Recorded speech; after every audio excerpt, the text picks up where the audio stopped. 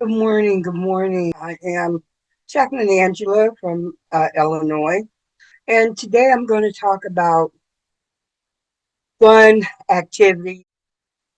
When you have a child that is sick, a lot of times the last thing they want to do is to be running around and jumping up and down because their bodies have just taken, especially if they're taking like chemotherapy, radiation, their bodies has just been so attacked, that they feel sluggish, they don't feel good, they don't want to do anything. You know, one of the things that I found that works really well is like indoor games like board games, you know, um, Monopoly, Trouble, just those simple board games that they can do, even if they're like in the bed, you can just sit it on the bed. One of the things you do want to be aware of is that excuse me, when you're when a child is taking chemotherapy or radiation, their immune system is very, very compromised.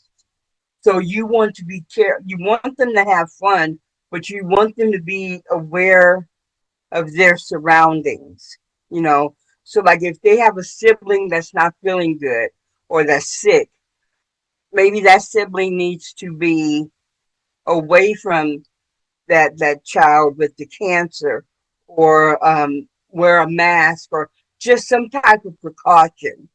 Even though you're at home, you still have to be able to take precautions.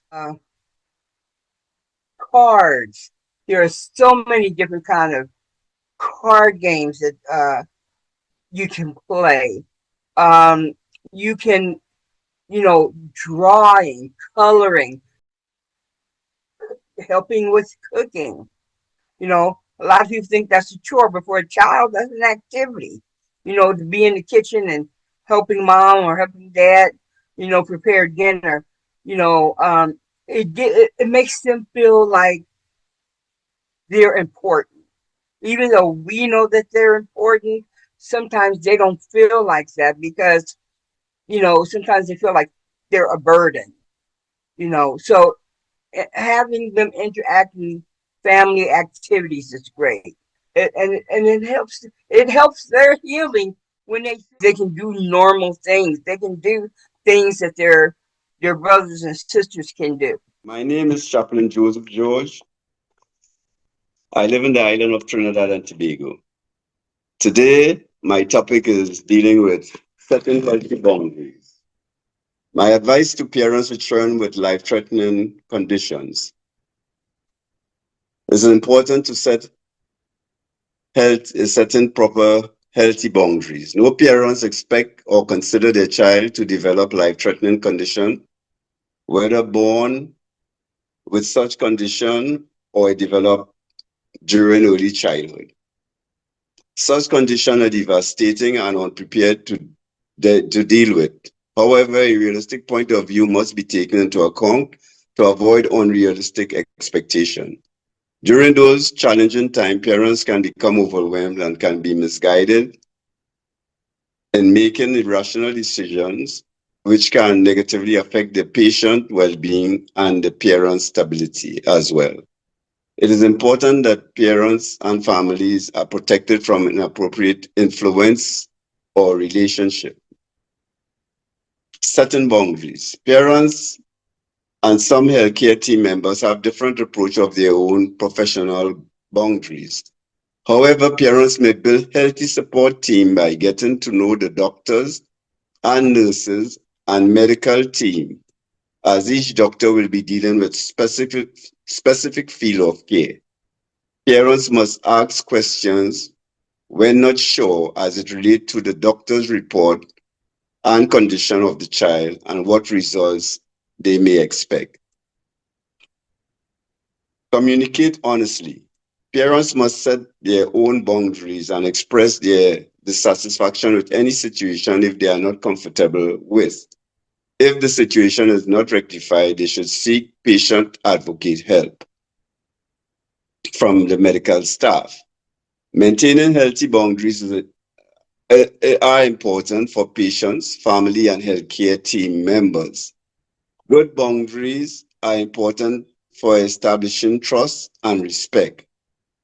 If the child is an outpatient and healthcare provider is assisting and taking care of the child, make sure they understand their functions. Clarify and make certain they are suitable for the required task. Parents should not hesitate to seek therapy, practical care, and crisis management if their feelings become overwhelmed at any time. Nurturing relationships are the foundation for lifelong healthy development. Strengthening bonds and improving functionality through stability, understanding, and communication with doctors, nurses, therapists, healthcare providers, counselors, and close friends. As I conclude, I would like to remind everyone of the importance of always find that place of personal serenity to embrace oneself or one to embrace oneness of self. Thank you. Okay. Welcome, everyone. I am Chaplain Clifton from Alamogordo, New Mexico. And my topic that today is talking about parents educating themselves about their children's conditions. And as they end up going through this point, is that one thing that parents must end up doing is get themselves educated on the condition of their child, how to treat their child, how to take care of their child. And in case of certain situations, they need to be able to get the resources they need to go and find the help they need. Because their child is very important, are extremely concerned about the health and well-being of their child. We come together, and as we come together as parents looking for the help that we need, there are resources out there. There are plans out there. There are people out there that can give us the information that we need to help us to be able to treat our children, to take care of our children. We come to peer groups, try to get with peer groups of other parents that have the same type of diagnosis that their child may have. They come together, they can give resources, they can end up helping each other by sharing some of the things they end up doing, some of the resources they end up doing, some of the places they end up going to find the treatments they need, but most of all, to educate the parents so the parents can end up being able to do what they need to do. Also, too, in the peer groups or in the getting together, it's best to have the parents also, when they are busy, they have to work, they end up getting someone in that will be able to help them. Nurses, different agencies that will come in and help the family, help the parent and the family take care of the child while the parent is at work. Also, we know that when parents are going through, they need some time to relax themselves. They need some time where they can go and vent because they're under so much pressure. They're under so much stress. They need to have a place they can go so they can end up letting go of some of this stress so they can get rid of the stress and then get refreshed and be able to come back and then take up their task again as the parent giving care to their child. I want to thank you all and say, look for the resources that are out there. Look for the peer groups that are out there. Look for the information that you can find that will help you get the things that you need so that you will not feel as though you are alone in this situation because God will provide. Men are there. Agencies are there. So let them help as you go through. Be blessed, everyone, and thank you for this time. Thank you so much. So I think this was a great conversation. This is Chaplain Felicia. So I just want to do a quick recap on everything and just tie a bow on it. Some of the things that we've heard from Chaplain Angela in terms of how to incorporate fun and different activities with your children if they are in the hospital, or even if they are receiving some type of treatment at home, whether it would be cancer or any other life-threatening illness that your child may be dealing with. If your child is in the hospital for an extended stay, then things like coloring, if they're up to it, video games, she said, board games, those would be things that you could easily incorporate whether they are at home or in the hospital. If your child is at home, it really depends on their energy level and what they're willing to do. And so, like she said, you use your imagination, but what you want to do is not make them feel as if they are any different than anyone else. So you want to make sure that you incorporate things that will encourage them, but also have a healthy balance where they will not have to overexert themselves to perform. It's not what we want to do. In terms of setting healthy boundaries, as Chaplain Joseph talked about, you want to make sure that you are clear about what your needs are. You want to make your needs clear, not only within your family, within your extended family community, but with the hospitals and doctors. You want everyone to know what your needs are so that the boundaries are clearly set. And you do not have to be ashamed or afraid to voice exactly what your expectations are, because at the end of the day, that's your child, you're caring for them, and no one understands the stress that you're going through at your house more than you. So it is so important that you communicate compassionately but clearly, so that people really understand what is required for your situation. It does not matter if they have helped 10 other people with similar issues. You are an individual family, and as a collective, your needs may be similar, but there are going to be some differences. And so it is just better that you help people care for you. And then that is really the healthiest boundary you can set. Now, if someone crosses a line and they're doing too much or they're not doing enough, you need to communicate that with people as well, so that people understand, listen, I appreciate all of the help that you're giving, but it's helpful, but it's not effective. And I think people will appreciate that. We want people, when they're helping, to be effective. And you have to help them understand how that translates in your family. So be encouraged in that area. Finding peer support groups, what Chaplain Cliff talked about, is very important. Making sure that, now, we don't want to create extra work for anyone.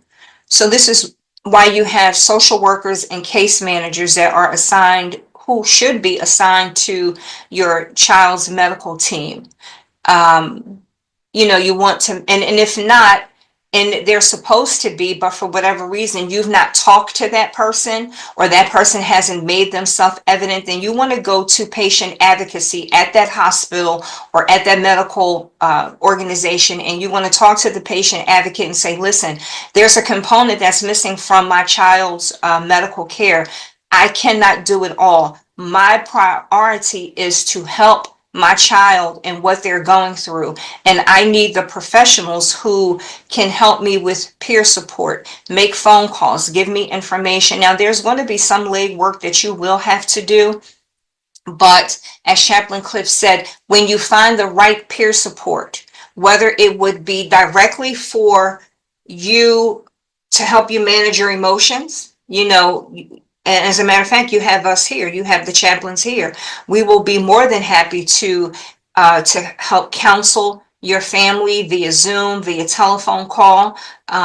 So you have that kind of counsel to help you manage those emotions and to own how you feel in that moment without believing that you're failing. A peer support group should help encourage you no matter what you're going through, no matter what host of emotions you have. So be encouraged in all of these areas. I was assigned to talk about the educational needs of children.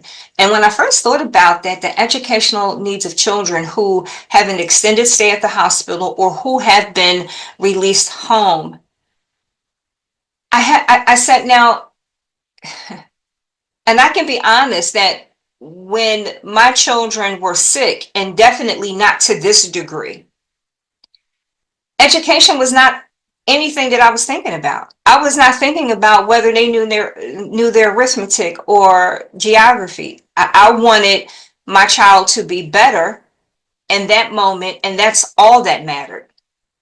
But the more I read on it, I recognized that offering children parts of education can help bring and help them feel that they have a normal routine, that there are still some things that they can easily identify with that are normal within their life.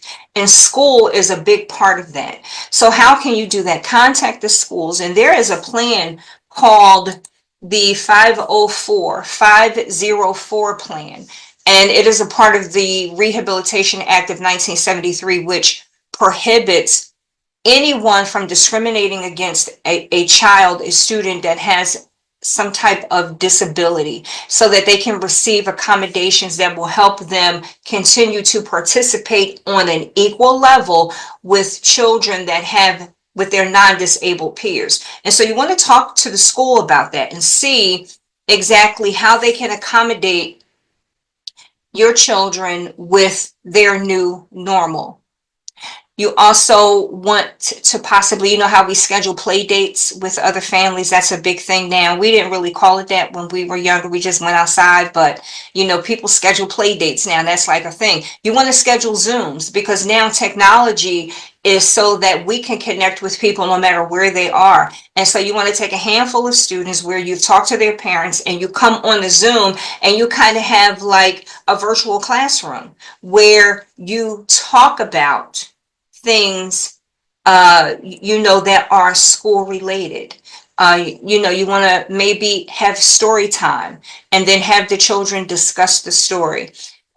Maybe you want to have your child go into the classroom virtually and have their camera disabled so that they're not a distraction, depending on what medical equipment might be around them or whatever. You don't want them to be a distraction to other students, but also you want to find a balance that includes your child into a virtual classroom. So you will want to talk to the teacher about that and see if that's allowed, because if class is in session in person, then it might be whether or not the child can enter into that program virtually and the computer kind of be set by the teacher facing the classroom so that your child can see the classroom and maybe they see a still picture of the child, and then this way they can still have communication and be a part of the classroom. You have to find something that is going to work for you. But some hospitals also have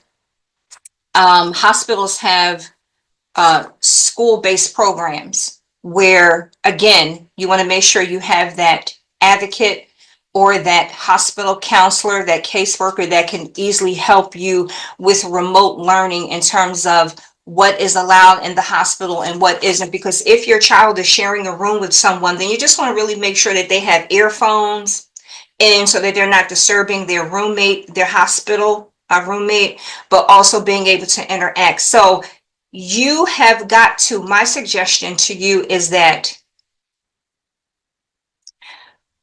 whatever is possible is possible. I don't believe that we ought to limit what our children can do if they're in the hospital with an extended stay or at home recuperating, getting healing, and getting treatment from home. We should try in every case to keep their education and their activities and their social interaction as normal as we can. That is a must. And learning, and I know that creating a sense of normalcy might feel on some levels, what's the purpose when my child has received the diagnoses that maybe they're not going to make it, or there's a high probability that they're not. providing practical care to someone who is in need is making them comfortable with what feels normal to them in a situation that is not normal. And that is a burden as a caregiver, as a parent, that you will have to carry and cry about that privately, but in the face of that child, in the face of the person who your loved one, you have got to put on a strong, brave face. And then you do what Chaplain Cliff said, you find a peer support group that's going to help you with the emotions that you're having to put to the back so that you can, I don't want to use the word pretend, because pretending to me means that you're doing something that isn't real. When you are putting on a brave face to help your child, that is very much real. Because there is nothing like the sacrifice, personal sacrifice, to help someone else be happy in their moment. Because that's what we're called to do. To value human life means that I'm going to show up for you no matter what it may cost me. But if it is a benefit to you and it is the best thing to do, I will do it. And when I am done, I will go to a separate area, and then I will cry, and then I will lament, and then I will get help that I need. But when I am with the person who is in need, their need is the only thing that matters. And for our children, education is a big part, whether they like it or not. I promise you, we appreciate things more when we can't have them. So education might be the very thing, being in that classroom setting, seeing the faces of their friends. Of course, it could be a little sadness, especially if your child is aware of their diagnoses and the road ahead of them. It could make them feel, well, I wish I could be there, and because I can't, now I'm even more sad. But they're going to have those thoughts whether they're in a virtual classroom or not. They're going to, because they have the memory of what used to be. The challenge is helping them find peace and solace in their new normal. And that, beloved, is no easy task, and there is no right answer that is a cookie cutter for every family. You're going to have to find how to implement that as best as you can. But I know, just on a different level, when I've been sick and in the hospital fighting for my life, I wish that someone called me. I wanted a visitor. And I would assume that the common thread throughout humanity is that we all want to know that someone is there for us. We wish you well until the next time. May you continue to be blessed on your journey.